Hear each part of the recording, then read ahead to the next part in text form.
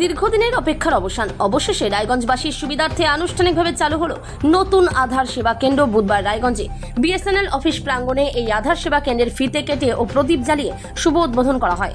উদ্বোধনী অনুষ্ঠানে উপস্থিত ছিলেন রায়গঞ্জের রাজ্য প্রতিমন্ত্রী তথা বিধায়ক কৌশিক চৌধুরী এবং রায়গঞ্জের লোকসভার সাংসদ কার্তিক চন্দ্রপাল। এই কেন্দ্রে শিশু থেকে প্রবীণ সকল বয়সের মানুষের আধার সংক্রান্ত বিভিন্ন সমস্যার সমাধান পাওয়া যাবে।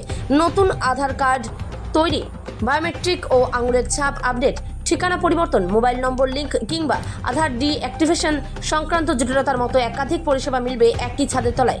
জানানো হয়েছে সপ্তাহের 7 দিনই খোলা থাকবে এই কেন্দ্রটি। প্রতিদিন সকাল 9:30 থেকে বিকেল 5:30 পর্যন্ত সাধারণ মানুষ পরিষেবা গ্রহণ করতে পারবেন।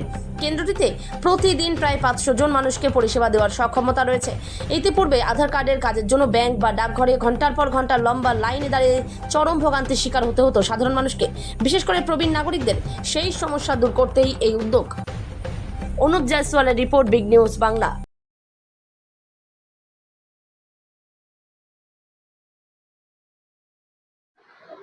দাদা, আজকে এখানে আধার সেবা কেন্দ্রে কি কারণে, কি উদ্দেশ্য? নমস্কার, আমার প্রিয় রায়গঞ্জ লোকসভাবাসীবৃন্দ। আমরা সবাই জানি আমাদের জেলার সবচেয়ে বড় সমস্যা ছিল আধার।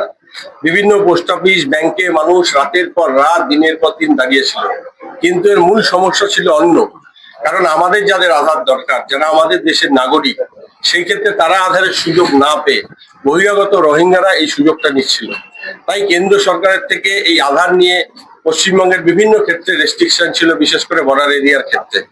আমাদের ডবল ইঞ্জিন সরকার আসার পরে আমরা এবং আমাদের সম্মানীয় রায়গঞ্জের মন্ত্রী আমরা উদ্যোগ নেই যাতে খুব তাড়াতাড়ি এখানে একটা আধার সেন্টার খোলা হয়, যে সেন্টারে মানুষের দৈনন্দিন জীবনে যে একটা আধার দরকার, সেই তার যা প্রয়োজন A to Z সমস্ত পরিষেবা যেন মানুষ এখান থেকে পায়। তার জন্য বিএলএস কোম্পানির উদ্যোগে আজকে এখানে একটা আমাদের দ্বার উদ্ঘাটন হলো এবং এখানে কন্টিনিউ পার ডে 500 লোকের এখানে মোটামুটি আমাদের আধারের কাজ হবে। এবং আপাময় আমি রায়গঞ্জবাসীকে বলবো, তার সাথে আমি আমাদের প্রেস মিডিয়ার বন্ধুদের বলবো, আপনারা সোশ্যাল মিডিয়ায় প্রচার করুন। মানুষ যাতে অযথা এই আধার নিয়ে অনেকে বাইরে স্টেটে চলে যাচ্ছে, অন্যান্য জায়গায় যাচ্ছে, সেখানে যাওয়ার আর প্রয়োজন নেই। এখানে সম্পূর্ণ কাজ হবে এবং মানুষ একদিনে যেন পুরো একটা মফ না চলে আসে। আমরা সবাই মিলে আমরা এখানে অনলাইনেও আমরা অ্যাপ্লিকেশন করতে পারবো একসাথে ম্যাক্সিমাম আসলে, কারণ মেশিন বা ম্যান পাওয়ার ক্যাপাসিটি সবকিছু থাকে।